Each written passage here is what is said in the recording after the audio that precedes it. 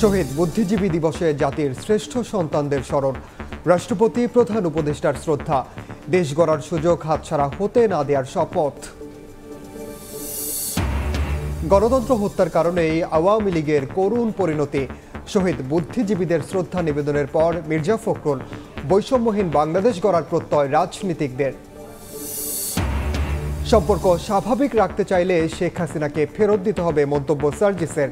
দ্বিপাক্ষিক স্বার্থের ভিত্তিতে ভারতের সঙ্গে সম্পর্কের বার্তা পররাষ্ট্র উপদেষ্টার।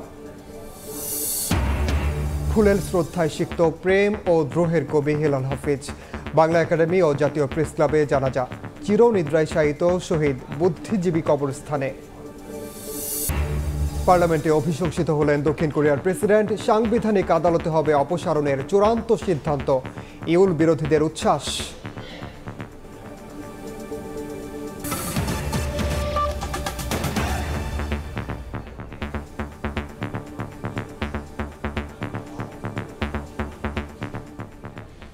সময় সংবাদের সঙ্গে আছি আমি ওমর ইনাম। শ্রদ্ধা ও ভালোবাসায় জাতি স্মরণ করল দেশের সূর্য সন্তান শহীদ বুদ্ধিজীবীদের। আগতরা বললেন, শহীদদের আত্মত্যাগের চেতনার পথ ধরেই অন্যায়ের বিরুদ্ধে গর্জে ওঠা ছাত্র জনতা করেছেন জুলাই অভ্যুত্থান। এবার ঐক্যবদ্ধ হয়ে শহীদদের স্বপ্নের বৈষম্যহীন দেশ গড়ার প্রত্যয় সবার। আর মুক্তিযোদ্ধা ও শহীদ বুদ্ধিজীবীদের পূর্ণাঙ্গ তালিকা প্রস্তুত করা হবে বলে জানিয়েছেন উপদেষ্টা।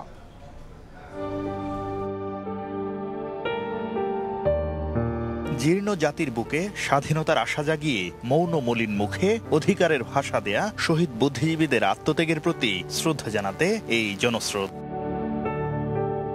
যারা দেশ ও মানুষের মুক্তির মন্ত্রে নিজের জীবনকে তুচ্ছ জ্ঞান করেছিলেন, সেই মৃত্যুঞ্জয়ীদের হৃদয়ের সবটুকু আবেগ আর ভালোবাসা দিয়ে স্মরণ করতে সামিল পুরো জাতি। রাজধানীর রায়ের বাজার বৌদ্ধভূমি ও মিরপুর শহীদ বুদ্ধিজীবী স্মৃতিসৌধে ফুল দিয়ে শ্রদ্ধা জানান সর্বস্তরের মানুষ। ব্যক্তিগত শ্রদ্ধার জায়গা ওনাদের জন্য। আমি যদি আমার সন্তানকে এটি বলে না যাই, পরিচিত করিয়ে না তুলি তাদের মধ্য দিয়ে, তাদের প্রতি প্রকৃত শ্রদ্ধা কখনো প্রকাশ হবে না। এই স্বাধীনতা ভোগ করছি, তাদের প্রতি শ্রদ্ধা জানাতেই, তাদের প্রতি কৃতজ্ঞতা প্রকাশ করতেই আমার এখানে উপস্থিতি। আমাদের শিক্ষার্থীরা যেন মুক্তিযুদ্ধের সকল ইতিহাসগুলো যেন সঠিকভাবে জানে। সূর্য সন্তানদের ঋণ শোধ করা না গেলেও তাদের আদর্শ ধারণ করে এগিয়ে যাওয়ার প্রত্যয় সবার কণ্ঠে। শহীদ বুদ্ধিজীবীদের স্মরণে এসেছি। তারা যে আত্মত্যাগটা আমাদের জন্য করেছে সেটা তো আর বলে পূরণ করা সম্ভব না। আমরা লেখাপড়া করে তাদের সেই স্বপ্নটাকে পূরণ করার চেষ্টা করছি। তরুণরা বলেন, শহীদ বুদ্ধিজীবীদের ত্যাগের প্রেরণায় উজ্জীবিত জাতি প্রয়োজনে অন্যায়ের বিরুদ্ধে আবারও গর্জে ওঠে। ২৪-এর গণ অভ্যুত্থান তারই প্রমাণ। ২৪-এর গণ অভ্যুত্থান ও শোষণের বিরুদ্ধে, শাসকের বিরুদ্ধে এবং বৈষম্যের বিরুদ্ধে। এই জন্য আমি মনে করি যে আমরা সেই পথেই হাঁটছি। একটা নতুন শুরুর আশা করছি আমরা, যেখানে আমরা কোনো বৈষম্য থাকবে না। গণ অভ্যুত্থানের পর সবাই দেশের বিভিন্ন পরিস্থিতি নিয়ে এখন অনেক কনসিয়াস। আগে খুব একটা ছিল না, কিন্তু এখন কনসিয়াস, যেটা নিয়ে আমি আসলে অনেক হ্যাপি। মুক্তিযুদ্ধের চেতনা আর ২৪-এর গণ অভ্যুত্থানের আকাঙ্ক্ষা বাস্তবায়নে বিভাজনের সংস্কৃতি থেকে বের হয়ে এসে পুরো জাতিকে ঐক্যবদ্ধ হওয়ার আহ্বান জানান বীর মুক্তিযোদ্ধারা। খুব সচেতনভাবে রাজনৈতিকভাবে দেশটাকে বিভাজিত করার একটা উদ্দেশ্য ছিল। এটা একটা জনযুদ্ধ ছিল। শুধু আমরা যারা অস্ত্র নিয়ে যুদ্ধ করেছি আমরাই মুক্তিযোদ্ধা আমি কিন্তু মনে করি না। শিক্ষাবিদ ও বুদ্ধিজীবীরা বলছেন, যতবার আঘাত এসেছে বাঙালি ততবার শক্তি সঞ্চয় করে এগিয়েছে। আমরা জাতি হিসেবে যে যুগে যুগে এই দায়িত্ব পালন করেছি অন্যায়ের বিরুদ্ধে উঠে দাঁড়ানো, এই দিবসগুলো আমাদের জাতির সেই গৌরবময় ঐতিহ্যকে স্মরণ করিয়ে দেয়। তারা আমাদেরকে পিছিয়ে দিতে চেয়েছে, কিন্তু আলটিমেটলি আমরা কিন্তু পিছিয়ে নেই, আমরা এগিয়ে গিয়েছি। মুক্তিযোদ্ধা ও শহীদ বুদ্ধিজীবীদের পূর্ণাঙ্গ তালিকা তৈরির কথা জানিয়ে মুক্তিযুদ্ধ বিষয়ক উপদেষ্টা বলেন, বুদ্ধিজীবীদের চেতনা ও আদর্শকে ভুলণ্ঠিত হতে দেয়া যাবে না। মুক্তিযুদ্ধ করেছে ৫৩ বছর আগে, এখন তো নানা ব্যক্তির নানা পরিচিতি দাঁড়িয়েছে। আমার দেখার দরকার ৭১ সালে যে ভূমিকাটা ছিল সেই ভূমিকা যেন ওইভাবে নির্ণীত হয়। শ্রদ্ধা নিবেদনের দৃশ্য বারবার স্মরণ করিয়ে দেয়, যতদিন বাংলাদেশ থাকবে ততদিন অনুকরণীয় হয়ে থাকবেন জাতির এই সূর্য সন্তানরা। ৭১-এর চেতনা ও ২৪-এর গণ অভ্যুত্থানের আকাঙ্ক্ষাকে ধারণ করে উন্নত ও বৈষম্যহীন বাংলাদেশ প্রতিষ্ঠার সংগ্রামে সামিল হয়ে শহীদ বুদ্ধিজীবীদের স্বপ্ন বাস্তবায়ন করার আহ্বান জানিয়েছেন শ্রদ্ধা নিবেদন করতে আসা সর্বস্তরের মানুষ। শাকির আহমেদ, সময় সংবাদ, ঢাকা। এদিকে মিরপুর শহীদ বুদ্ধিজীবী স্মৃতিসৌধে সূর্য সন্তানদের ফুলেল শ্রদ্ধা জানিয়েছেন রাষ্ট্রপতি মোহাম্মদ শাহাবুদ্দিন ও প্রধান উপদেষ্টা ডক্টর মোহাম্মদ ইউনূস। এ সময় অন্তর্বর্তী সরকারের উপদেষ্টা, ছাত্র প্রতিনিধিসহ ঊর্ধ্বতন কর্মকর্তারা উপস্থিত ছিলেন। পরে আইন উপদেষ্টা বলেন, ৭১-এর মুক্তিযুদ্ধ এবং শহীদ বুদ্ধিজীবীদের চেতনার ধারাবাহিকতা ২৪-এর গণ অভ্যুত্থান। বিউগলের করুণ সুরে ভেসে উঠছে জাতির শ্রেষ্ঠ মেধাবী সন্তানদের স্মৃতি। ১৯৭১ সালের এই দিনে বাংলাকে মেরুদণ্ড ভাঙা জাতিতে রূপান্তর করার নীল নকশা করেছিল পাকিস্তানি হানাদার বাহিনী আর তাদের দোসররা। ভোরের আলো ফোটার পরপরই শহীদ বুদ্ধিজীবীদের প্রতি শ্রদ্ধা জানাতে মিরপুর শহীদ বুদ্ধিজীবী স্মৃতিসৌধে পুষ্পস্তবক অর্পণ করেন রাষ্ট্রপতি মোহাম্মদ শাহাবুদ্দিন।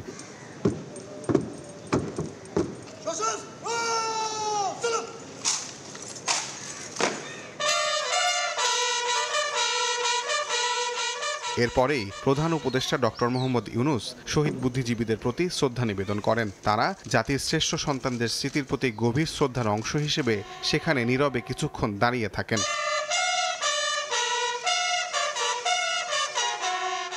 এ সময় উপস্থিত ছিলেন অন্তর্বর্তী সরকারের উপদেষ্টারা, বৈষম্য বিরোধী ছাত্র আন্দোলনের প্রতিনিধি, সামরিক ও বেসামরিক কর্মকর্তারাও রাষ্ট্রের পক্ষ থেকে এই শ্রদ্ধায় অংশ নেন।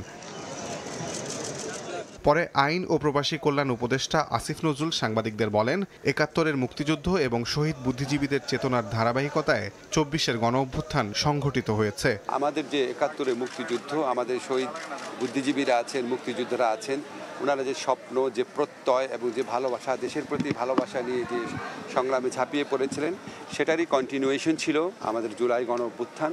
জুলাই গণ অভ্যুত্থানকালেও দেখেছি আমাদের তরুণরা, আমাদের ছাত্ররা জীবনের মায়াকে উপেক্ষা করে গণতন্ত্র, মানুষের অধিকার, বৈষম্যহীন সমাজ প্রতিষ্ঠা, শোষণমুক্ত সমাজ প্রতিষ্ঠার জন্য লড়াই করেছে। আমাদের তরুণদের আত্মত্যাগের বিনিময়ে রাষ্ট্র গড়ার যে দ্বিতীয় সুযোগ আমরা পেয়েছি, সেই সুযোগ যেন আমরা কোনোভাবেই নস্যাৎ না করি, সেই সুযোগ যেন আমরা কোনোভাবেই নষ্ট না করি, সেটাই যেন আমাদের প্রত্যয় হয়। শহীদ বুদ্ধিজীবীদের স্বপ্ন এবং আদর্শকে সম্পূর্ণভাবে ধারণ করে অন্তর্বর্তী সরকার কাজ করে যাচ্ছে বলে জানান প্রধান উপদেষ্টার প্রেস সচিব।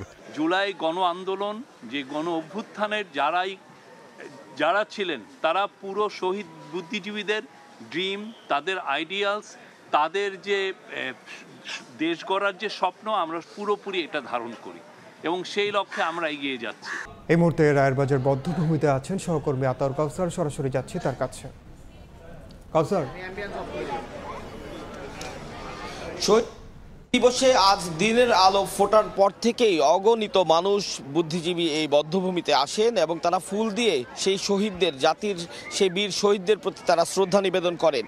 যত মানুষ আজ ভোর থেকে এখন পর্যন্ত এসেছেন, প্রত্যেকে এসেছেন মূলত তিনটি বিষয়কে সামনে রেখে। একটি হচ্ছে দেশের প্রতি দেশপ্রেম, একটি হচ্ছে সেই বীর শহীদদের প্রতি, জাতির সেই মেধাবী শহীদদের প্রতি তাদের শ্রদ্ধা নিবেদন, এবং আরেকটি অব্যক্ত জিনিস কিন্তু প্রত্যেকের মনে রয়েছে, অনেকে কেউ ব্যক্ত করে, হলো পাকিস্তানি হানাদারদের প্রতি এবং তাদের দোসরদের প্রতি প্রচণ্ড ঘৃণা। যে ঘৃণিত কাজ তারা করেছে জাতির এই বীর শহীদদের, যারা একেবারে নিষ্পাপ ছিল, নিরীহ ছিল, কোনো ধরনের কোনো অভিযোগ তাদের বিরুদ্ধে ছিল না। একটি অভিযোগ ছিল তাদের প্রতি, সেই পাকিস্তানি হানাদারদের, যে তারা বাংলাদেশের অর্থাৎ তৎকালীন পূর্ব পাকিস্তানের মেধাবী সন্তান ছিলেন, যারা বাংলাদেশ হওয়ার জন্য তাদের মতামত ব্যক্ত করেছিলেন যে তারা একটি স্বাধীন দেশ চান এবং সেই স্বাধীন দেশে এই মেধাবী ব্যক্তিরাই স্বাধীন দেশটিকে এগিয়ে নিবে।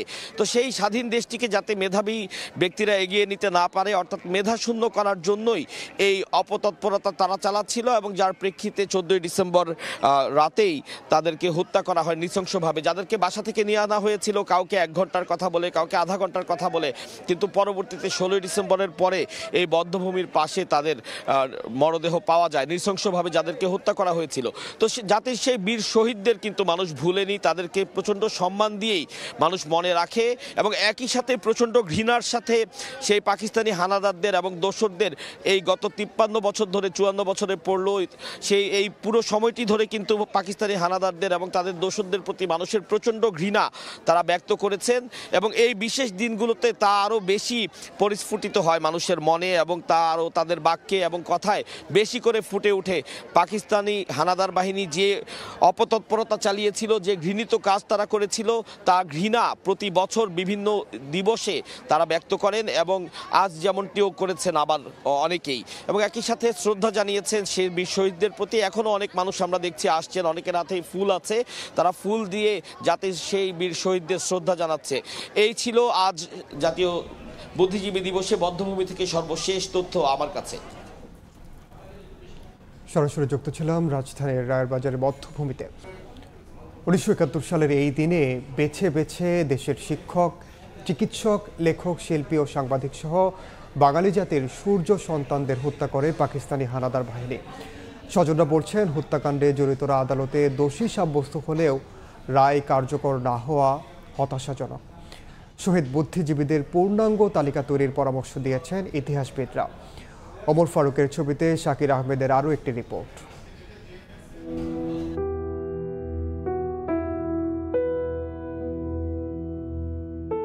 নিষ্পলক তাকিয়ে ছবিতে প্রতিনিয়ত বাবাকে খুঁজে ফেরেন শহীদ মনির চৌধুরীর সন্তান আসিফ মনির। আলমারিতে আছে বাবার লেখা বই, হাতের পাশেই ব্যবহৃত টেলিভিশন সহ অনেক কিছুই, শুধু বাবা নেই। তাই এখনো তাকে তাড়িয়ে বেড়ায় বাবার অসংখ্য স্মৃতি। কোনো এক রাতে আমার ঘুম আসছে না, তো উনি আমাকে কোলে নিয়ে বসিয়ে কাজ করছেন বা আমাকে ঘুম পাড়ানোর চেষ্টা করছেন।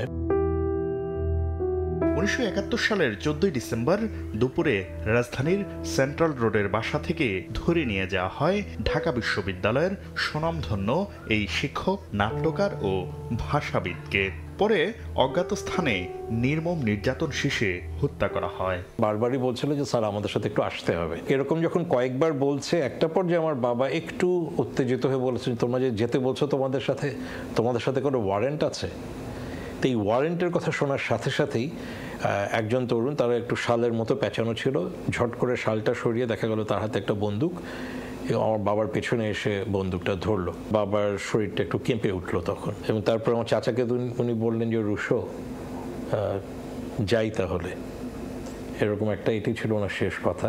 শুধু মনির চৌধুরী নন, 71-এ বিজয়ের 2 দিন আগে নিশ্চিত পরাজয় জেনে অধ্যাপক আনোয়ার পাশা, জ্যোতির্ময় গুহ ঠাকুরতা, মোফাজ্জল হায়দার চৌধুরী, খ্যাতিমান চিকিৎসক ডাক্তার আলিম চৌধুরী, সাংবাদিক সেলিনা পারভিন, সুরকার আলতাফ মাহমুদ সহ বাঙালির অসংখ্য সূর্য সন্তানকে ধরে নিয়ে যায় আলবদর আল শামস সহ স্বাধীনতা বিরোধীরা। পরে টর্চার সেলে নির্যাতন শেষে হত্যা করা হয়, মরদেহ ফেলে দেয়া হয় রাজধানীর রায়ের বাজার সহ বিভিন্ন বধ্যভূমিতে, যাদের অনেকের মরদেহের সন্ধানও মেলেনি। মুক্তিযুদ্ধের তালিকা সেটা অনেক বড়। ইতিহাসবিদরা বলছেন, বাংলাদেশকে বুদ্ধিবৃত্তিকভাবে নেতৃত্ব শূন্য করতেই ঘাতকরা এই ঘৃণ্য হত্যাকাণ্ডে মেতে ওঠে। একটাই লক্ষ্য ছিল যে স্বাধীন সার্বভৌম রাষ্ট্র হিসাবে বাংলাদেশ যেন বুদ্ধিবৃত্তিকভাবে একটা নেতৃত্ব শূন্য অবস্থানে যায়। নির্মোহ জায়গা থেকে একটা তালিকা তৈরি করে তাদেরকে যেন যথাযথ সম্মান প্রদর্শন করা হয়। হত্যাকাণ্ডে জড়িতদের বিচারের রায় হলেও এখনো সবার দণ্ড কার্যকর হয়নি। মোফাজ্জল চৌধুরীকে নিয়ে যাওয়া হয়, সেই সময় তার মুখে একটা মাস্ক লাগানো ছিল, ওইটা কেউ একজন টান দিয়ে খুলে ফেলেছিল ওখানে পরিবারেরই, এবং তখন তাকে চেনা গিয়েছিল, এবং তখন ওখান থেকেই একজন, ওনাদেরই পরিবারের একজন বলছিলেন যে মঈনুদ্দিন তুমি, এরকম একটা। তো এইটা সবচেয়ে বড় একটা এভিডেন্স বলা যেতে পারে, এবং সেটার পরিপ্রেক্ষিতে যে বিচার কাজ হয়েছিল 2013 সালে এই বুদ্ধিজীবী হত্যাকাণ্ডের, সেখানে তার বিচার কার্যটা হয়েছে এবং সেখানে তাকে দোষী সাব্যস্ত করা হয়েছিল। বধ্যভূমিতে এসে এখনো হারানো স্বজনের অস্তিত্ব অনুভব করেন পরিবারের সদস্যরা। শুধু এই রায়ের বাজার বধ্যভূমি নয়, সারা দেশে ছড়িয়ে ছিটিয়ে থাকা অসংখ্য বধ্যভূমি চিহ্নিত করার পাশাপাশি সেগুলো সংরক্ষণের দাবি জানিয়েছেন শহীদ পরিবারের সদস্যরা। মেধার চর্চার পাশাপাশি মননশীলতার মাধ্যমে বাংলাদেশ উন্নত রাষ্ট্রে পরিণত হলে সার্থক হবে শহীদ বুদ্ধিজীবীদের এই আত্মদান। শাকির আহমেদ, সময় সংবাদ, ঢাকা। আগারগাঁওয়ে শহীদ বুদ্ধিজীবী দিবসের আয়োজনে ভার্চুয়ালি যুক্ত হয়ে কথা বলছেন বিএনপির ভারপ্রাপ্ত চেয়ারম্যান তারেক রহমান। সরাসরি যাচ্ছে সেখানে। প্রমাণ করে বয়স বা প্রতিবন্ধকতা কখনো জীবনের গতিপথ বাতলাতে পারে না বা বদলাতেও পারে না। দ্বিতীয় গল্পটি এক তরুণের, যার কোমর থেকে পা পর্যন্ত অবশ। শারীরিক প্রতিবন্ধকতা তাকে শিখিয়েছিল যে আমার পা নেই তো কি হয়েছে, আমার হাত আছে।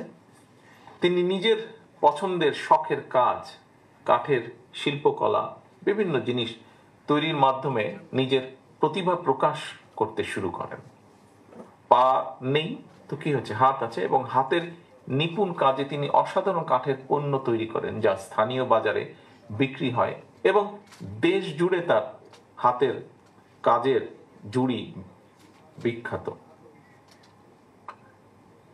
প্রিয় ভাই বোনেরা, তৃতীয় গল্পটি মৌলভীবাজারের একজন দৃষ্টি প্রতিবন্ধী তরুণের, যিনি চা বাগানে এক শ্রমিকের সন্তান। চোখে আলো নেই, কিন্তু মনের আলোর শক্তিতে এসএসসি এবং এইচএসসি পরীক্ষায় জিপিএ 5 অর্জন করেছেন। তার এই যে সংগ্রামী মনোবল আমাদেরকে শিখিয়েছে ইচ্ছা শক্তি এবং মেধা কখনো শারীরিক সীমাবদ্ধতার কাছে হার মানে না। এরপরে চতুর্থ যে গল্পটি, এমন একজন মানুষের যার চলার শক্তি নেই, একমাত্র ডান হাতের বৃদ্ধা আঙ্গুলটি নাড়াতে পারেন। সেই আঙ্গুল দিয়ে তিনি কম্পিউটারের কাজ করেন। কুমিল্লার একটি ছোট্ট ঘরে বসে তিনি বেলজিয়ামের একটি প্রতিষ্ঠানের জন্য পণ্যের ক্যাটালগ ডিজাইন করেন।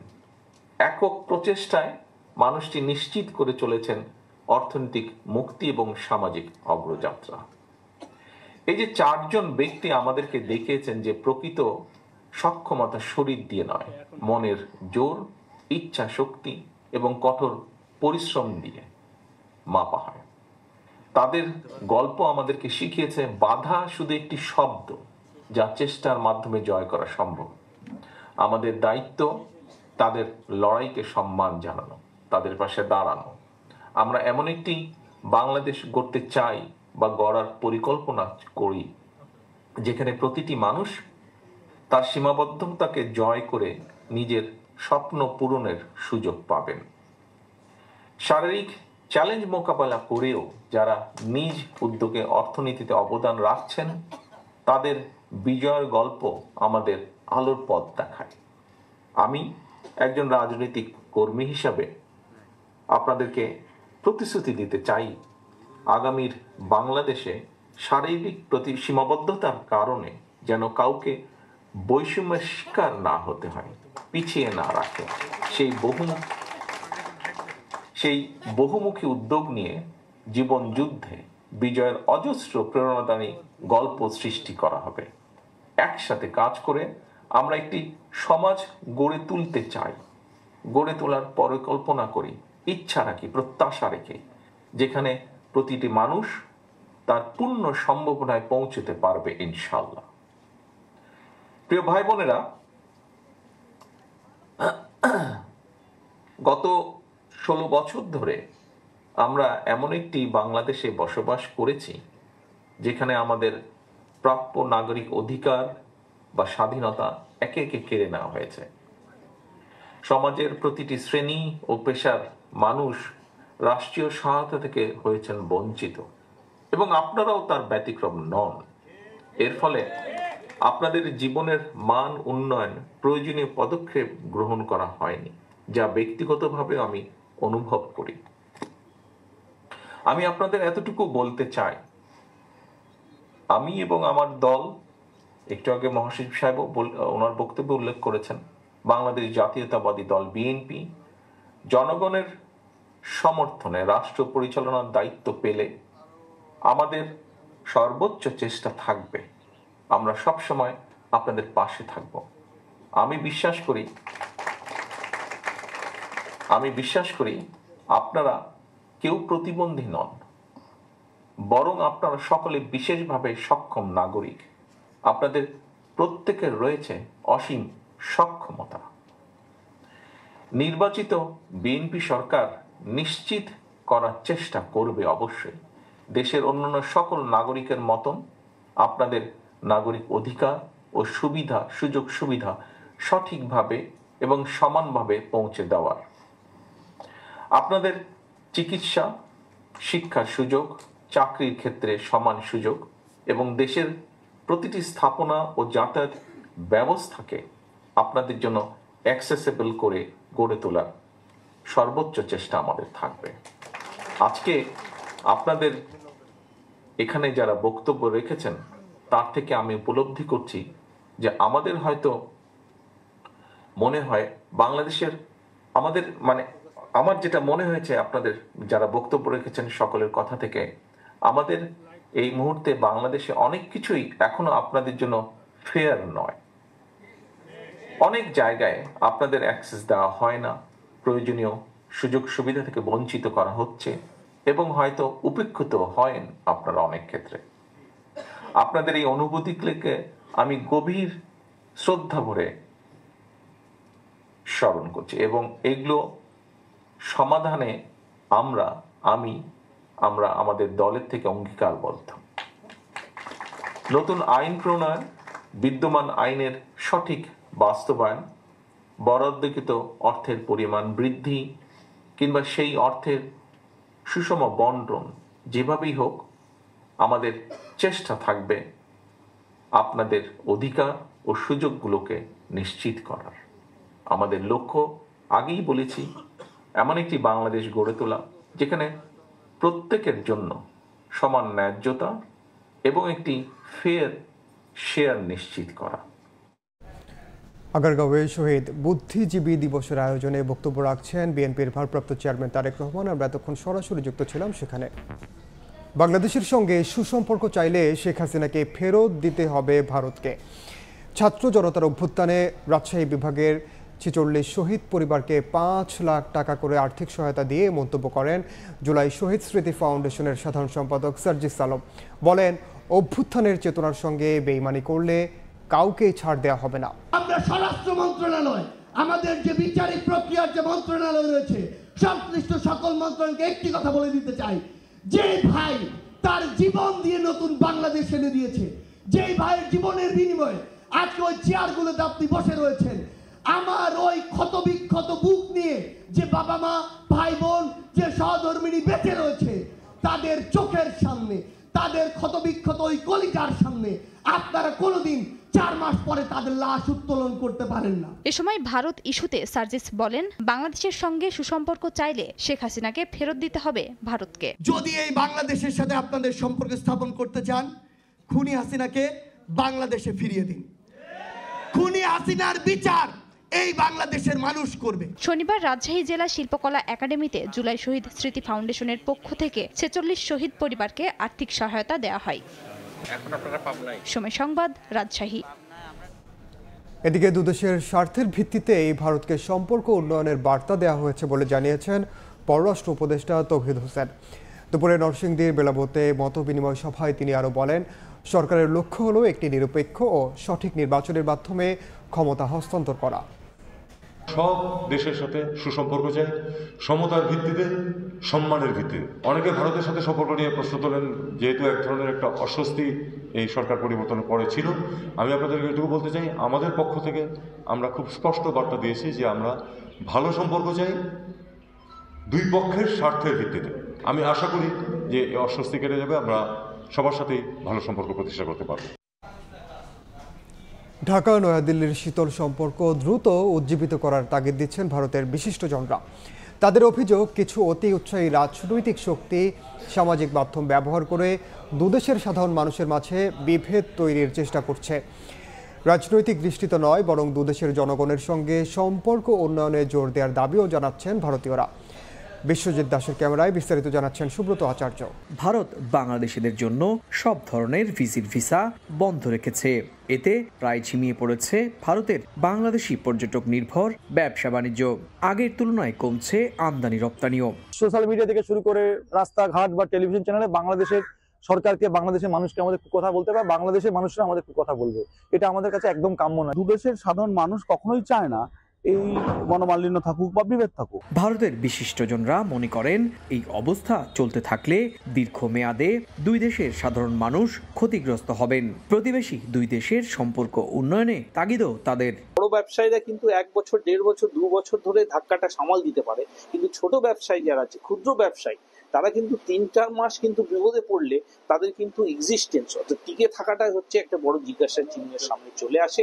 এদের কথা মাথায় রেখে দ্রুততার সঙ্গে এটাকে নিষ্পত্তি করা উচিত। শুধু তাই নয়, বাংলাদেশি রোগী বয়কট প্রসঙ্গেও ভারতের চিকিৎসকরা বলছেন এমন দাবি চিকিৎসা শাস্ত্র এবং মানবিকতা পরিপন্থী। বিভিন্ন মিডিয়াকে যে এইটা নিয়ে এমনভাবে হাতড়ানো যে মানুষকে একেবারে উত্তেজিত করার, এবং আবার বলছি উত্তেজনা থামানো প্রয়োজন। ভারতবর্ষের চিকিৎসকরা পরিষ্কার বলে দিয়েছে চিকিৎসা করবে। ভারত বাংলাদেশের মাঝে প্রতিদিন 5 থেকে 6,000 পর্যটক যাতায়াত করেন। সেই সংখ্যা এখন নেমে এসেছে শতকের ঘরে। ভারতের পর্যটন খাত থেকে আসা রাজস্বের দ্বিতীয় সর্বোচ্চ যোগানদাতা বাংলাদেশি পর্যটক, আর সেখানেই ধাক্কা পড়েছে ভারতের। সুব্রত আচার্য, সময় সংবাদ, ভারত। গণমাধ্যমের স্বাধীনতায় কোনো হস্তক্ষেপ করবে না অন্তর্বর্তী সরকার। ঢাকা রিপোর্টার্স ইউনিটিতে মতবিনিময় সভায় এই কথা বলেছেন প্রধান উপদেষ্টা প্রেস সচিব শফিকুল আলম। বাংলাদেশের ইতিহাসে গণমাধ্যম এর আগে এমন স্বাধীনতা কখনো পায়নি বলেও মন্তব্য করেন তিনি। বলেন, দেশের জনগণের মতামত প্রকাশের স্বাধীনতা নিশ্চিতে কাজ করছে অন্তর্বর্তী সরকার। সাংবাদিকদের জন্য ওয়েজ বোর্ড গঠনে মিডিয়া কমিশন কাজ করবে বলেও জানান তিনি।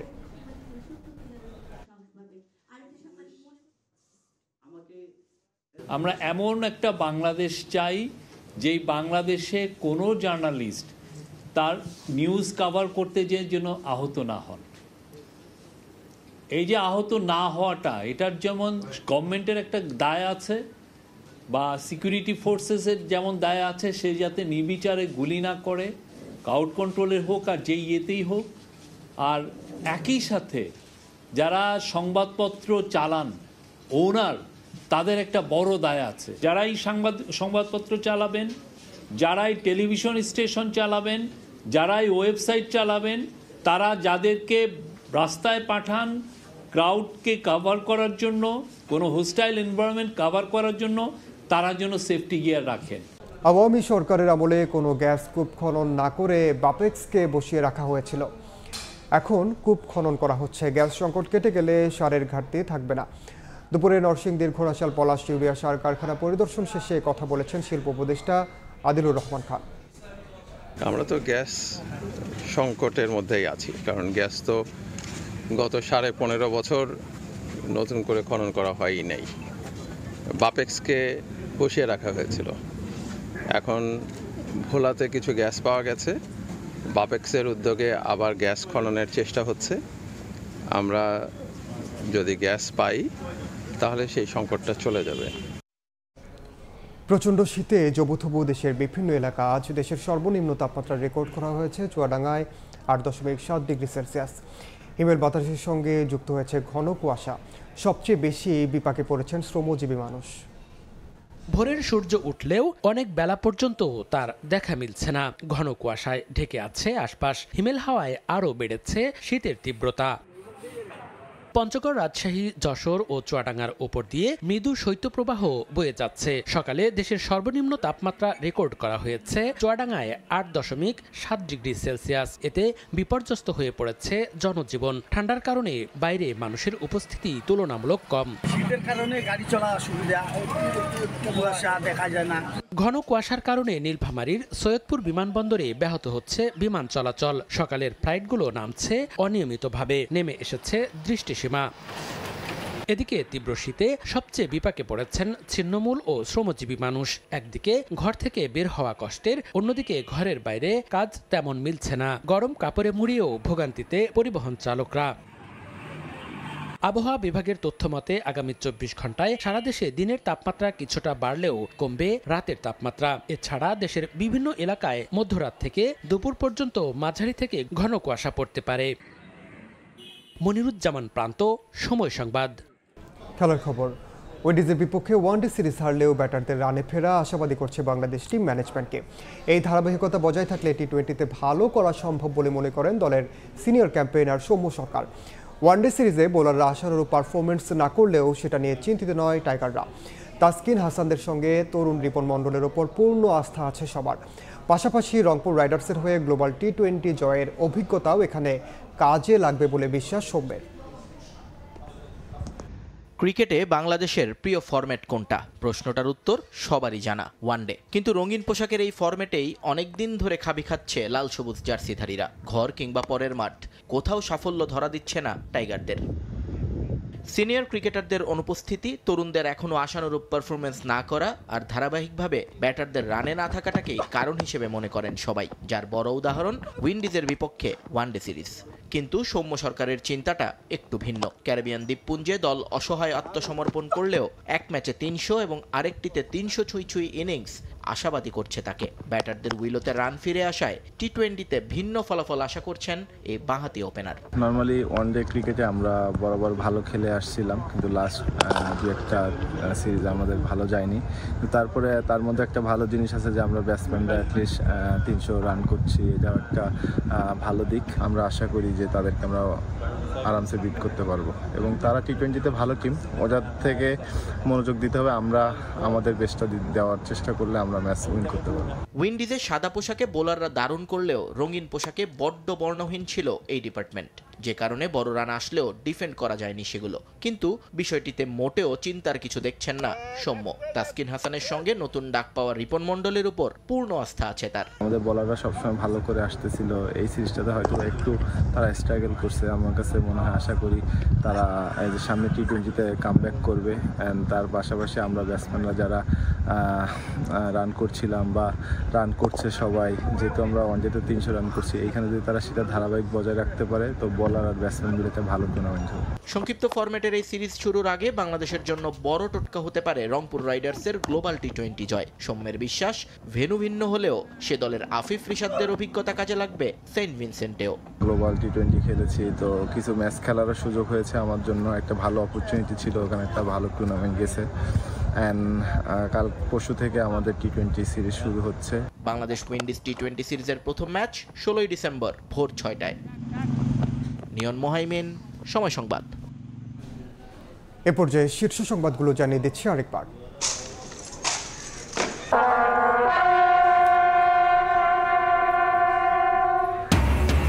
শহীদ বুদ্ধিজীবী দিবসে জাতির শ্রেষ্ঠ সন্তানদের স্মরণ, রাষ্ট্রপতি প্রধান উপদেষ্টার শ্রদ্ধা, দেশ গড়ার সুযোগ হাতছাড়া হতে না দেওয়ার শপথ। গণতন্ত্র হত্যার কারণেই আওয়ামী লীগের করুণ পরিণতি, শহীদ বুদ্ধিজীবীদের শ্রদ্ধা নিবেদনের পর মির্জা ফখরুল, বৈষম্যহীন বাংলাদেশ গড়ার প্রত্যয় রাজনীতিকদের।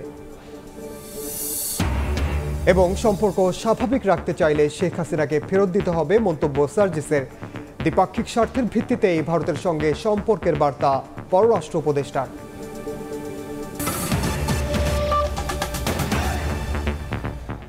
এই ছিল সময় সংবাদের সঙ্গে থাকুন সময়।